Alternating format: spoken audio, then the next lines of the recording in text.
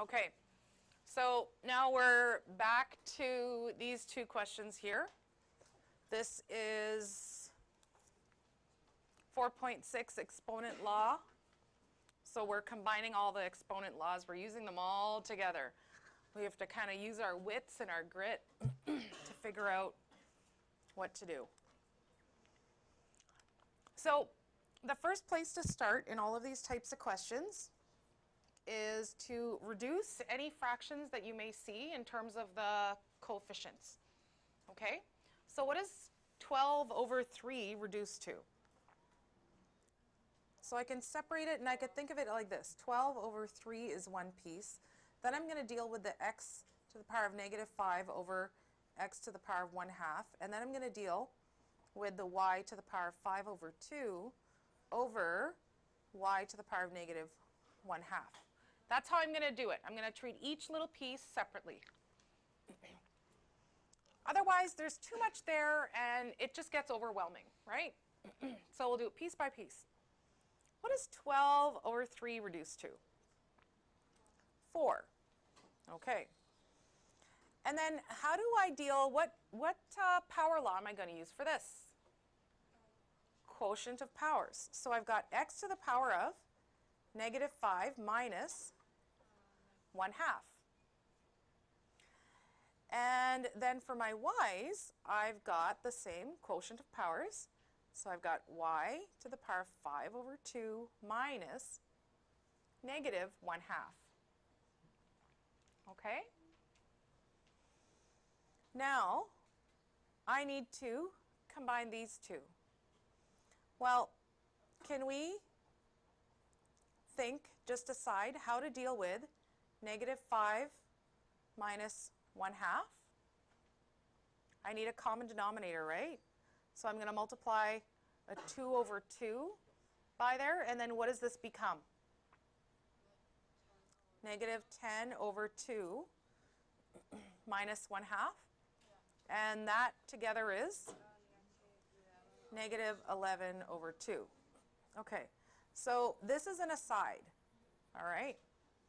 So then I end up getting 4, and then x to the power of negative 11 over 2, and then y to the power of, how can I combine these two?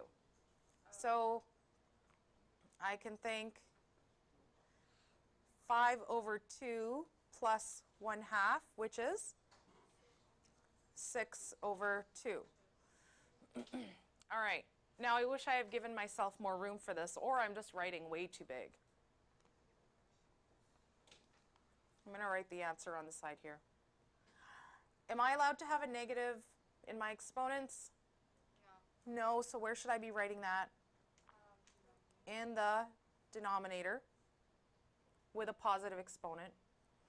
The 4 goes in the numerator, and then what does this reduce to? 6 over 2 is actually 3, so I can write a 3 there. So y to the power of 3. So this is what your final answer for C is. So just break it up into pieces, step by step, and you'll be okay. All right. Now, let's have a look at D. So first, work inside the bracket. Simplify what's inside first. Reduce everything inside the bracket first. All right. So how can I reduce 50 over 2? That's 25. How about the x's here? That's going to be x to the power of? Negative 2, because I've got 2 minus 4. And then over here, I'm going to have y to the power of 4 minus 7, which is negative 3. This is all still to the power of 1/2. So I need to apply this 1/2 into, or for everything inside of the bracket, right? All right. So let's do that. let's go 1/2 to the, so we'll put that to each of these guys. So I've got 25 to the power of 1/2. Then I've got x to the power of -2 to the power of 1/2. And then I've got y to the power of -3 to the power of 1/2. Sound good? Yeah. Okay. Now, what does the power of 1/2 do to a number? Square root. So that's a square root of 25. Okay, which you guys know is 5. Okay, perfect. Now, how can I simplify these? What law is this? This is power to power. So I multiply these two numbers together, and I end up getting x to the power of -1. And how about here? Multiply these two together, I get y to the power of -3/2. All right, now, what's still left to do?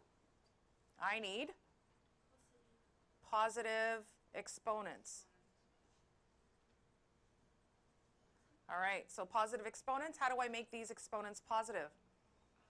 Divide, and then I write the x to the power of +1, and then y to the power of +3/2.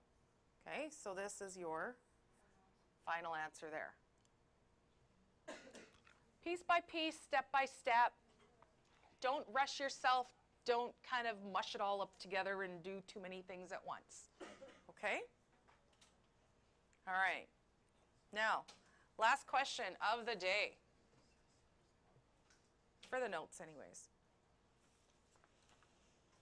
A cone with a height and radius equal, so that means that the height is equal to the radius. It has a volume of 18 centimeters cubed. So it's asking, what are the radius and the height of this cone to the nearest tenth of a centimeter? So that means to 1 decimal place. Okay? So what do we actually have to figure out? We want to know what the height and radius is. How many different answers are we going to have? Hopefully 1, right? Because the height and the radius, they're going to be the exact same number because it's saying that they're equal. What do we need to start this question? Formula for a cone. So volume equals 1/3 pi r squared times h. Okay.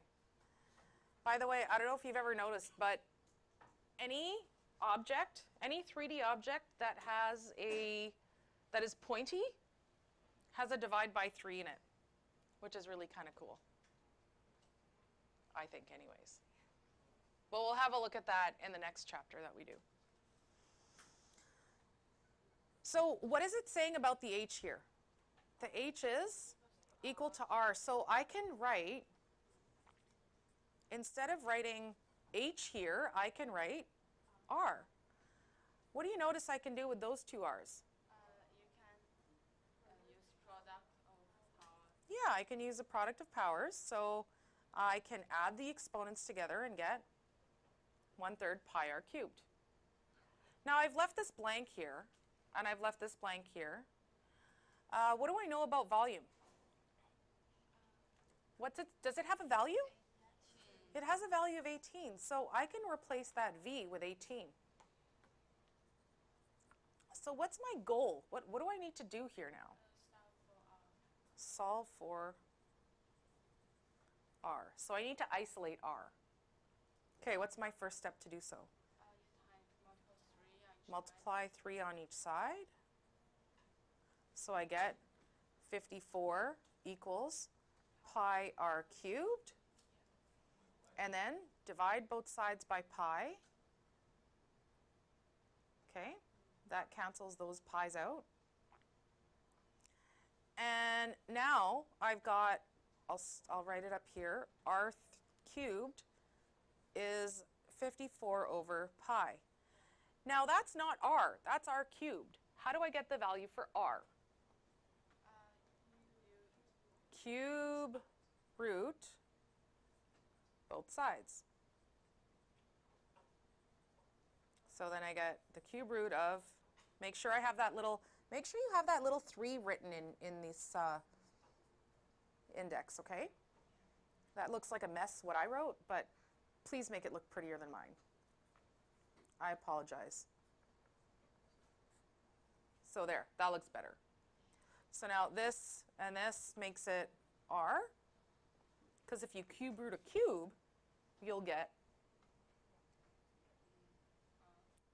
yeah, the original r. How do you say that?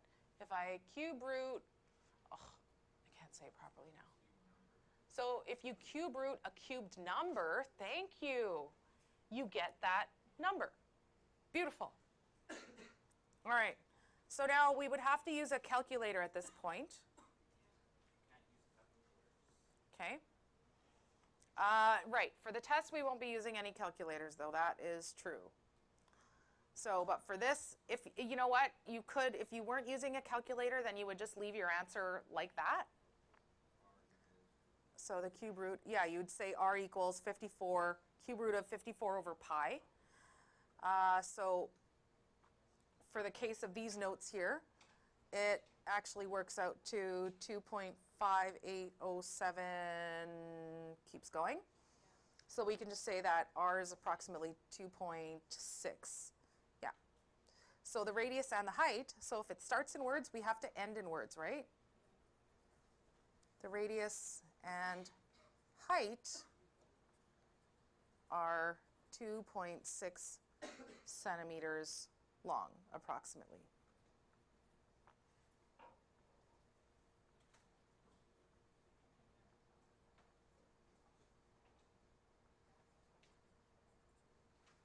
Okay. Sound good? So that's all of the laws in all of Chapter 4 all together. So we still have what's it called? Distance and midpoint to do. That is on the same test, so we'll be doing that next. Okay, so here's the homework. Make sure you guys do the homework, okay? That's important.